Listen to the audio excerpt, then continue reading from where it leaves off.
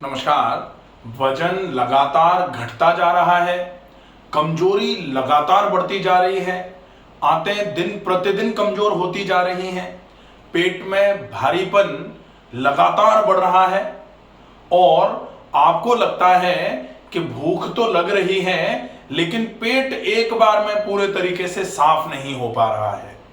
चार ऐसी बातें जो आप समझ लेंगे यदि, तो इस समस्या से पूरे तरीके से आराम मिल सकता है।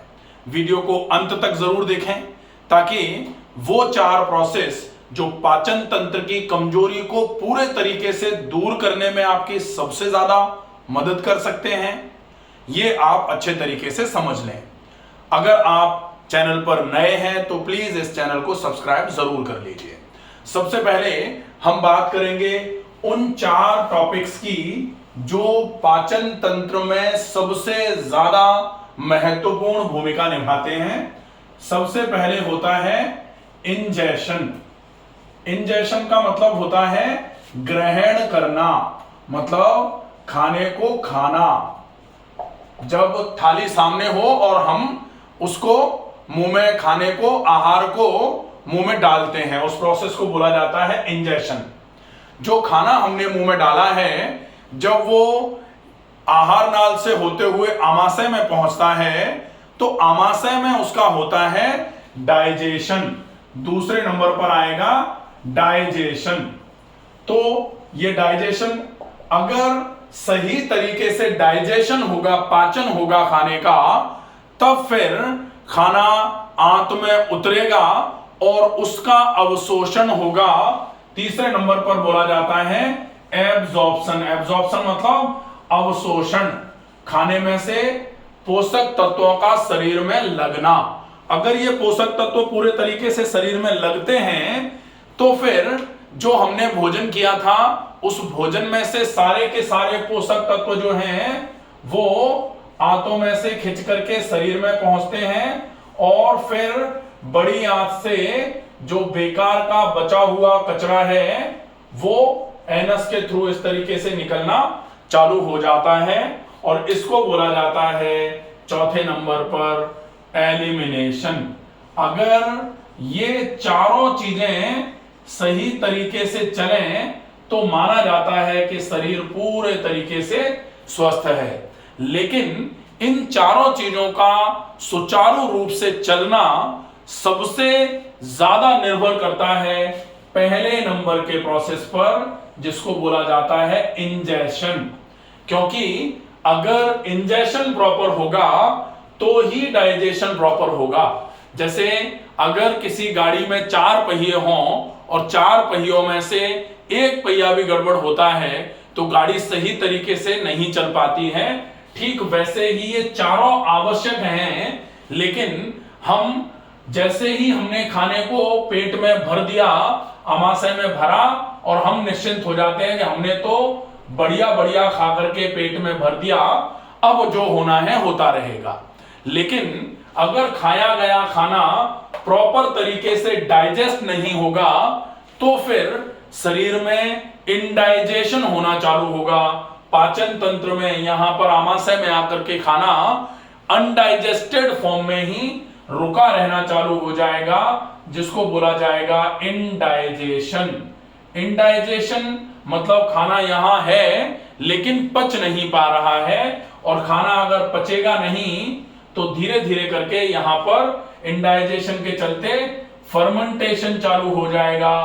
फर्मेंटेशन का मतलब होता है खाने का सड़ना, और खाना अगर यहां सड़ना चालू हो गया तो फिर सड़ा हुआ खाना आमाशय से आंत में उतरना नहीं चाहेगा, लेकिन हम ऊपर से और कुछ खाते जाएंगे तो फिर यहां जो खाना बेकार हो रहा था जोर जबरदस्ती वो नीचे की तरफ आना चालू होगा। तब फिर आंतों में वो खाना पहुंचेगा जो खराब हो चुका है और आंतों में पहुंच करके वो एब्जॉर्ब नहीं होगा।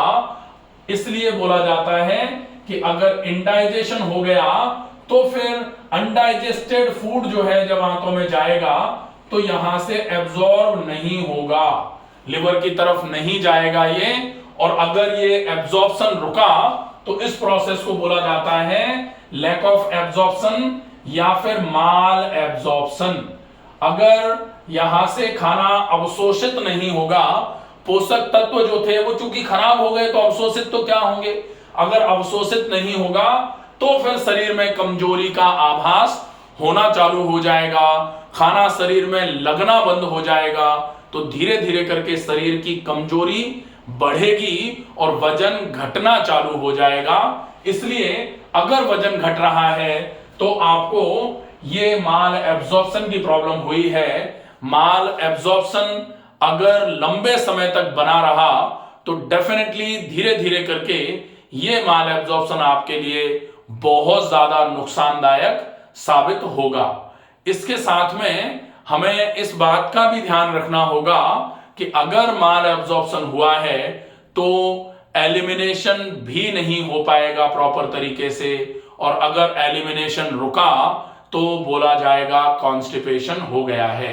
कॉन्स्टिपेशन अगर हो गया तो फिर कहा जाता है कब्ज सब रोगों की जननी है। अगर कब्ज हुई तो कोई सा भी रोग किसी भी समय आपके शरीर में आना चालू हो जाएगा। अगर रोग शरीर में ज्यादा आना चालू हुए तो कब्ज उन रोगों के लिए कारण माना जाता है। हम सबसे ज्यादा फॉलोअप रखेंगे कि एलिमिनेशन नहीं हुआ तो कॉन्स्टिपेशन हो गया, एब्जॉर्प्शन नहीं हुआ तो माल एब्जॉर्प्शन हुआ, कमजोरी आई, और अगर डाइजेशन नहीं हुआ था तब इंडाइजेशन की समस्या हुई थी। लेकिन ये तीनों चीजें, डाइजेशन नहीं होना, एब्जॉर्प्शन नहीं होना और एलिमिनेशन नहीं होना, ये तीनों ही लैक ऑफ इंजेशन प्रोसेस जो होता है, करेक्ट प्रोसेस ऑफ इंजेशन जो है, जब उसमें कोई गड़बड़ी होती है तब फिर ये समस्या सामने आती है। लाइट चली गई, दिखाई तो कुछ दे नहीं रहा है बोर्ड पर, लेकिन अभी लाइट आने वाली होगी प्रोबेबली। चूंकि वीडियो आधे से ज्यादा पूरा हो गया है तो हम कोशिश करेंगे कि इसी फॉर्म में इसको आगे पूरा करें।